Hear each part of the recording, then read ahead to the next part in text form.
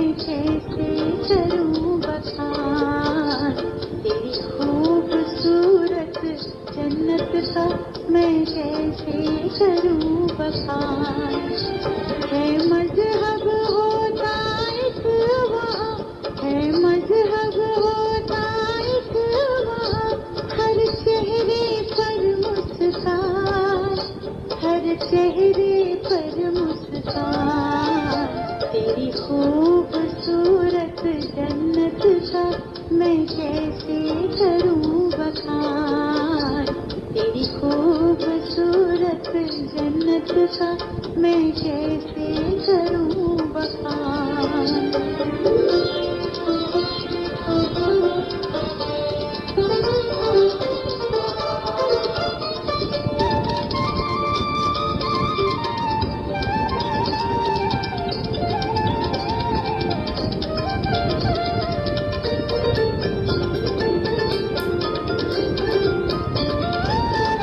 रत्नों से जड़ी हो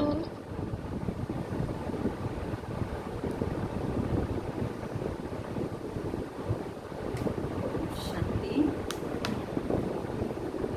आज 8 अगस्त 2021 के मध्य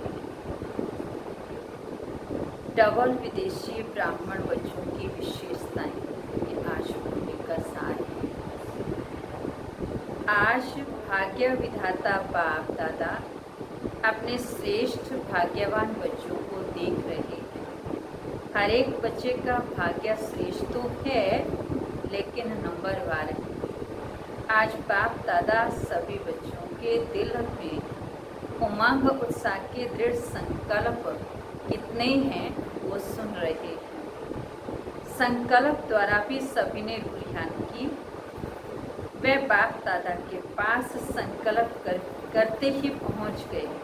संकल्प की शक्ति वाणी की शक्ति से अति सूक्ष्म होने के कारण अति तीव्र गति से चली भी जाती है और पहुंचती भी है।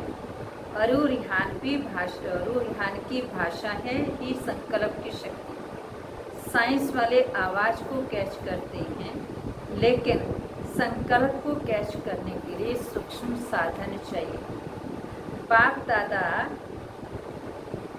हर एक बच्चे के संकल्प की भाषा सदा ही सुनते हैं, अर्थात संकल्प कैच करते हैं। इसके लिए बुद्धि अति सूक्ष्म, स्वच्छ और स्पष्ट आवश्यक है। अगर हमें बाबा के पास अपने सूक्ष्म संकल्पों को पहुंचाना है, जो बाबा हमारे संकल्पों को कैच कर सके, तो 3 बातें हमारे अंदर होनी चाहिए। हमारी बुद्धि जो है वो अति सूक्ष्म हो, स्वच्छ हो और उसमें स्पष्टता हो।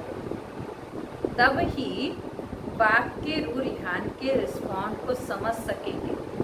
बाप दादा के पास सभी की संतुष्टता व सदा खुश रहने के, निर्विघ्न रहने के, सदा बाप समान बनने के श्रेष्ठ संकल्प पहुंच गए हैं और बाप दादा बच्चों की दृढ़ संकल्प के द्वारा सदा सफलता की मुबारक दे रहे हैं, क्योंकि जहां दृढ़ता है वहां सफलता है ही।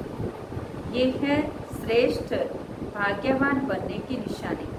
सदा दृढ़ता, श्रेष्ठता हो, संकल्प में भी कमजोरी ना हो, इसको कहते हैं श्रेष्ठता। बच्चों की विशाल दिल देख बच्चों को सदा विशाल दिल, विशाल बुद्धि, विशाल सेवा और विशाल संस्कार, ऐसे सदा विशाल भव का वरदान वरदाता दे रहे हैं। विशाल दिल अर्थात बेहद के समृद्धि स्वरूप। हर बात में बेहद अर्थात विशाल। जहाँ बेहद है तो कोई भी प्रकार की हद अपनी तरफ आकर्षित नहीं कर सकती। इसको ही बाप समान कर्मातीत फरिश्ता जीवन कहा जाता है। कर्मातीत का अर्थ ही है सर्व प्रकार के हद के स्वभाव संस्कार से अतीत अर्थात न्यारा। हद है बंधन, बेहद है निर्बंधन। तो सदा इसी विधि से सिद्धि को प्राप्त करते रहेंगे। सभी ने स्वयं से जो संकल्प किया वह सदा अमर है, अटल है, अखंड है, अर्थात खंडित तो होने वाला नहीं है। ऐसा संकल्प किया ना, मधुबन की लकीर तक संकल्प तो नहीं है ना, सदा रहेगा ना संकल्प। जो भी हम बाबा के घर जब मधुबन में जाते हैं तो हम बहुत सारे वायदे करके आते हैं। तो बाबा पूछ रहे हैं वो जो वायदा किया है क्या मधुबन की जो है बाउंड्री वहाँ तक ही रहेगा या सदा रहेगा, वो चेक करना है। मुरलियाँ तो बहुत सुनी हैं, अभी जो सुना है वह करना है, क्योंकि इस साकार सृष्टि में संकल्प, बोल और कर्म तीनों का महत्व है और तीनों में ही महानता है। इसको ही संपन्न स्टेज कहा जाता है। इस साकार सृष्टि में ही फुल मार्क्स लेना अति आवश्यक है। अगर कोई समझे कि संकल्प तो मेरे बहुत श्रेष्ठ हैं, लेकिन कर्म व बोल में अंतर दिखाई देता है, तो कोई मानेगा? अगर संकल्प श्रेष्ठ हो तो बोल और कर्म भी श्रेष्ठ ही होंगे ना। तो बाबा कहते पूछते हैं कोई मानेगा ऐसे? क्योंकि संकल्प का स्थूल दर्पण बोल और कर्म है। श्रेष्ठ संकल्प वाले का बोल स्वतः ही श्रेष्ठ होगा। इसलिए तीनों की विशेषता ही नंबर 1 बना है वक्त। बाप दादा डबल विदेशी बच्चों को देखकर सदा बच्चों की विशेषताओं पर हर्षित होते हैं। वह विशेषता क्या है? जैसे ब्रह्मा बाप के श्रेष्ठ संकल्प द्वारा व श्रेष्ठ संकल्प के आवाहन द्वारा दिव्य जन्म प्राप्त किया है, ऐसे ही श्रेष्ठ संकल्प की विशेषता रचना होने के कारण अपने संकल्पों को श्रेष्ठ बनाने के विशेष अटेंशन में रहते हैं।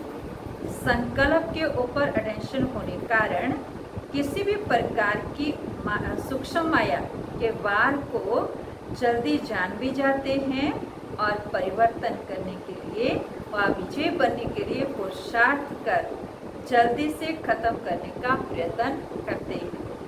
संकल्प शक्ति को सदा शुद्ध बनाने का अटेंशन अच्छा है।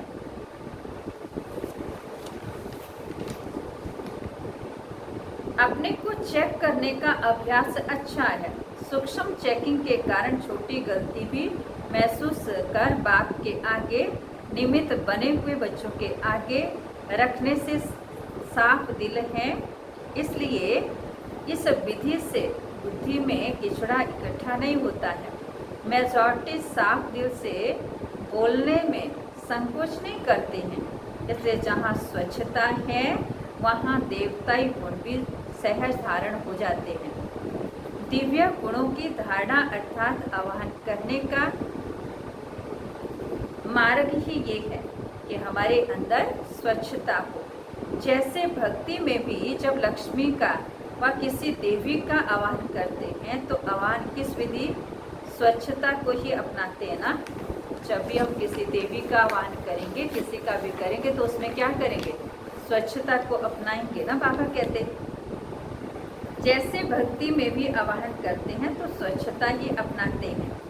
तो ये स्वच्छता का श्रेष्ठ स्वभाव दैवी स्वभाव की वक्त को स्वतः ही आवाहन करता है।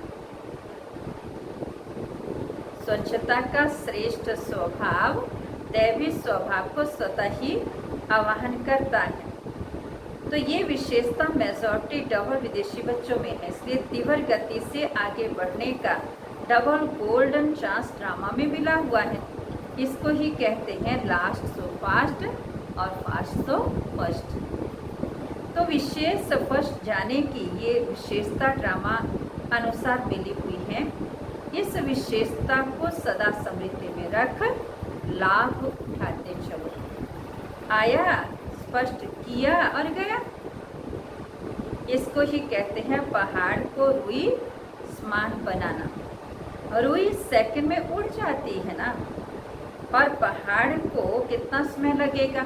तो स्पष्ट किया, बाप के आगे रखा और स्वच्छता की विधि से फरिश्ता बना, उड़ा।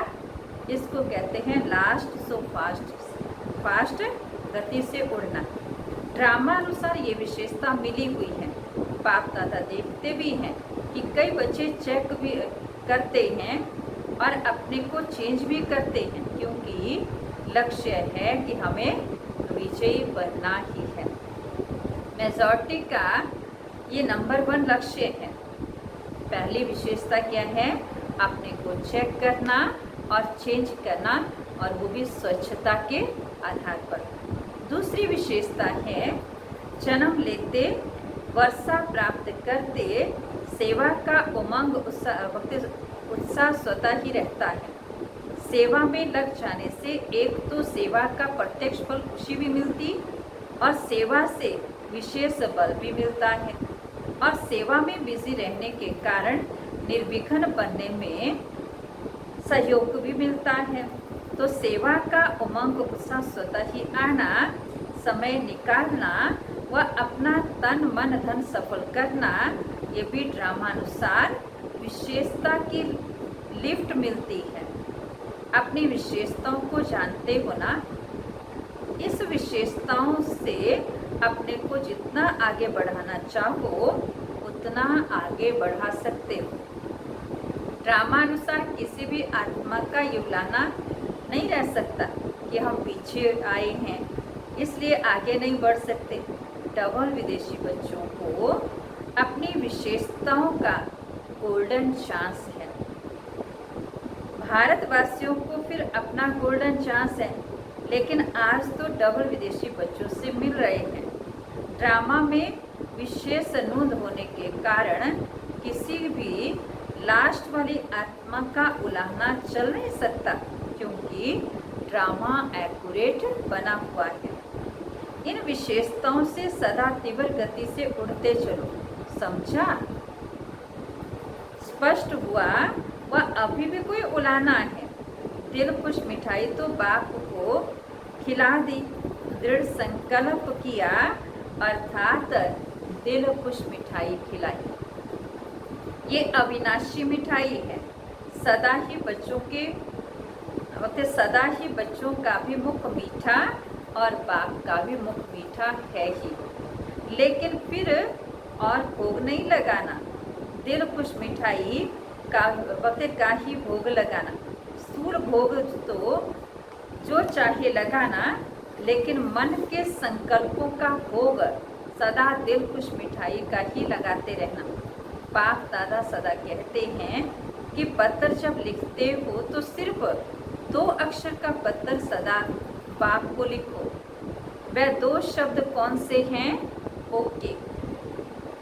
ना इतने कागज जाएंगे, ना स्याही जाएगी और ना समय जाएगा, बचत हो जाएगी ना। ओके अर्थात बाप भी याद है और राज्य भी याद है। ओ जब लिखते हो तो बाप का चित्र बन जाता है ना, और के अर्थात किंगडम। तो ओके लिखा तो बाप और वर्षा दोनों याद आ जाता है। तो पत्र लिखो जरूर, लेकिन 2 शब्द तो पत्र पहुंच जाएगा। बाकी दिल की उमंगों को तो बाप दादा जानते हैं। प्यार के दिल की बातें तो दिलाराम बाप के पास पहुंच ही जाती हैं। ये पत्र लिखना तो सभी को आता है ना। भाषा ना जानने वाले को भी भाषा ना जानने वाला भी लिख सकता है।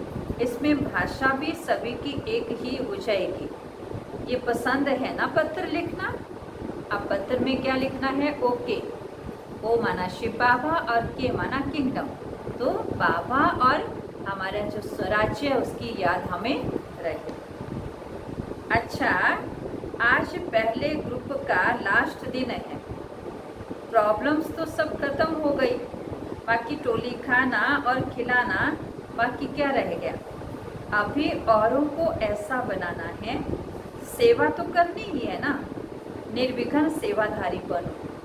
अच्छा, सदा बाप समान बनने के उमंग उत्साह से उड़ने वाले, सदा स्व को चेक कर चेंज कर संपूर्ण बनने वाले, सदा संकल्प बोल और कर्म तीनों में श्रेष्ठ बनने वाले, सदा स्वच्छता द्वारा श्रेष्ठता को धारण करने वाले ऐसे तीव्र गति से उड़ने वाली विशेष आत्माओं को बाप दादा का याद, प्यार और नमस्ते। ऑस्ट्रेलिया ग्रुप के छोटे बच्चों से बाप दादा की मुलाकात। सभी गॉडली स्टूडेंट को ना रोज स्टडी करते हो, जैसे वह रोज स्टडी करते हो ऐसे ये स्टडी करते हो। मुरली सुनना अच्छा लगता है, समझ में आती है मुरली क्या होती है? बाबा पूछ रहे हैं हमसे। बाप को रोज याद करते हो, सुबह उठते गुड मॉर्निंग करते हो। कभी कभी भी ये गुड मॉर्निंग मिस नहीं करना, गुड मॉर्निंग भी करना तो गुड नाइट भी करना। और जब खाना खाते हो तब भी याद करना, ऐसे नहीं भूख लगी है तो बाप को भूल जाओ। खाने के पहले जरूर याद करना, याद करेंगे तो पढ़ाई में बहुत अच्छे नंबर लेंगे, क्योंकि जो बाप को याद करते हैं वे सदा पास होंगे, कभी फेल नहीं हो सकते, तो शायद पास होते हो ना। अगर पास ना हुए तो सब कहेंगे ये शिव बाबा के बच्चे भी फेल होते हैं। रोज मुरली की एक पॉइंट अपनी माँ से जरूर सुनो। अच्छा, बहुत भाग्यवान हो जो भाग्य विधाता की धरनी पर पहुँचे हो। बाप से मिलने का भाग्य मिला है, ये कम भाग्य नहीं है। अव्यक्त बाप दादा की पर्सनल मुलाकात। बाप द्वारा मिले हुए सर्व खजानों को सर्व आत्माओं प्रति लगाने वाली भरपूर बन औरों को भरपूर बनाने वाली आत्मा होना। कितने खजाने भरपूर हैं? जो भरपूर होता है वह सदा बांटता है। अविनाशी भंडार लगा हुआ है, जो आए भरपूर होकर जाए, कोई खाली जा नहीं सकता है। इसको कहते हैं अखंड भंडार। कभी महादानी बन कर दान करते, कभी दानी बन ज्ञान अमृत पिलाते, कभी दाता बन, कभी धन की देवी बन धन देते। ऐसे सर्व की शुभ आशाएं बाप द्वारा पूर्ण करने वाले होना। जितना खजाना बांटते उतना और बढ़ता जाता है। इसको कहते हैं सदा माला माल। कोई भी खाली हाथ ना जाए। सबके मुख से यही दुआएं निकले कि वाह हमारा भाग्य। ऐसे महादानी वरदानी बन, सच्चे सेवाधारी बन। ड्रामा अनुसार सबका सेवा का वरदान भी सदा आगे बढ़ाता है।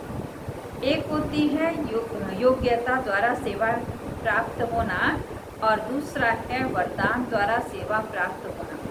स्नेह भी सेवा का साधन बनता है। भाषा ना मिले, भक्त भाषा फल ना भी मिले जानते हैं, लेकिन स्नेह की भाषा तो सभी भाषाओं से श्रेष्ठ है। इसलिए स्नेही आत्मा को सदा सफलता मिलती है। जो स्नेही की भाषा जानते हैं वहाँ कभी भी भक्त जो स्नेह की भाषा जानते हैं वे कहाँ भी सफल हो जाते हैं। सेवा सदा निर्विघ्न को चलाते हो ना। सेवा में सफलता है तो स्नेह की विशेषता से आत्माएं तृप्त हो जाती हैं। स्नेह के भंडारे भरपूर हैं, इसे बांटना है। जो बाप से भरा है वह बांटो। ये बाप से लिया वह स्नेह ही तो है। स्नेह का वरदान भी सेवा के निमित्त बना देता है। स्नेह से औरों को भी बाप के स्नेही बनाए, समीप लाते जाओ। जैसे बाप के स्नेह ने आपको अपना बना लिया तो सब कुछ भूल गया। ऐसे अनुभवी बन औरों को भी अनुभवी बनाते रहो। सदा बाप के स्नेह के पीछे कुर्बान जाने वाली आत्मा होना। इसी नशे में रहो। जितना हमें ये नशा होगा कि मैं बाप के स्नेही आत्मा हूँ, तो नशे से जो होगा वो बाबा के ऊपर निश्चय भी हमारा कितना हो जाएगा, 100% हो जाएगा। बाप और सेवा यही लगन आगे बढ़ने का साधन है। चाहे कितना भी कोई बात आए, लेकिन बाप का स्नेह सहयोग दे आगे बढ़ाता है, क्योंकि स्नेही को स्नेह का रिटर्न पदम गुना मिलता है। स्नेह ऐसी शक्ति है जो कोई भी बात मुश्किल नहीं लगती, क्योंकि स्नेह में खो जाते हैं। इसको कहते हैं परवाने क्षमा पर फिदा हुए, चक्कर लगाने वाले नहीं, फिदा होने वाले, प्रीत की रीत निभाने वाले। तो स्नेह और शक्ति दोनों के बैलेंस से सदा आगे बढ़ते और बढ़ाते चलो। बैलेंस ही बाप की ब्लेसिंग दिलाता है और दिलाता रहेगा। बड़ों की छतर छाया भी सदा आगे बढ़ाती रहेगी। बाप की छतर छाया है ही, लेकिन बड़ों की छतर छाया भी गोल्डन ऑफर है। तो सदा ऑफरिंग मनाते हुए आगे बढ़ते चलो, तो भविष्य स्पष्ट होता जाएगा। हर कदम में बाप का साथ अनुभव करने वाले होना। जिन बच्चों को बाप ने विशेष सेवा की अर्थ निमित्त बनाया है, तो निमित्त बनाने के साथ साथ सेवा के हर कदम में सहयोगी भी बनाता है। भाग्य विधाता ने हर एक बच्चे को भाग्य की विशेषता दी है, उसी विशेषता को कार्य में सदा लगाते हो ना, और खुद भी आगे बढ़ते हो। सेवा को श्रेष्ठ वक्त सेवा तो श्रेष्ठ ब्राह्मण आत्माओं के पीछे पीछे आने वाली है। सेवा के पीछे आप नहीं जाते, जहाँ जाते वहाँ सेवा पीछे आती है। जैसे जहाँ लाइट होती है वहाँ परछाई जरूर आती है, ऐसे बाप बच्चों को डबल लाइट बनाते हैं, तो आपके पीछे पीछे सेवा रूपी परछाई आएगी। इसलिए निश्चिंत बन बाप की छतर छाया में चलते चलो। सदा दिल में बाप समान बनने का उमंग रहता है। जब समान बनेंगे तब तो समीप रहेंगे। समीप तो रहना है ना, समीप रहने वाले के पास समान बनने का उमंग रहता ही है, और समान बनना मुश्किल भी नहीं है। सिर्फ जो भी कार्य करो तो कर्म करने के पहले ये स्मृति में लाओ कि ये कर्म बाप कैसे करते हैं, तो ये स्मृति स्वतः बाप के कर्म जैसा कर्म करवाएगी। इसमें बैठकर सोचने की बात नहीं है। सीढ़ी उतरते चढ़ते भी सोच सकते हैं, बहुत सहज विधि है। तो सिर्फ बाप से मिलान करते चलो, और यही याद रखो बाप समान अवश्य बनना ही है। तो हर कर्म में सहज ही सफलता का अनुभव करते रहेंगे। अच्छा, आज का वरदान है मनन शक्ति द्वारा हर पॉइंट के अनुभवी बनने वाले सदा शक्तिशाली माया प्रूफ विघ्न प्रूफ भव। जैसे शरीर की शक्ति के लिए पाचन शक्ति व हजम करने की शक्ति अवश्य है, ऐसे आत्मा को शक्तिशाली बनाने के लिए मनन शक्ति की आवश्यकता है। मनन शक्ति द्वारा अनुभव स्वरूप हो जाना, यही सबसे बड़े से बड़ी शक्ति है। ऐसे अनुभवी कभी धोखा नहीं खा सकते, सुनी सुनाई बातों में विचलित नहीं हो सकते। अनुभवी सदा संपन्न रहते हैं, वे सदा शक्तिशाली माया प्रूफ विघ्न प्रूफ बन जाते हैं। आज का स्लोगन है, खुशी का खजाना सदा साथ रहे तो बाकी सब खजाने आ जाएंगे। तो आज हम अगर इसके ऊपर एक नज़र डालें कि बाबा से हमें क्या क्या खजाने मिलते हैं। बाबा अखुट खजानों की बात करते हैं, तो हमें क्या क्या खजाने मिलते हैं। जैसे बाबा ने कहा संकल्पों का, श्वास का, अनेक जो गुणों का, शक्तियों का, बहुत सारे खजाने हमें बाबा से मिलते हैं। तो अभी हम बाबा को याद करें।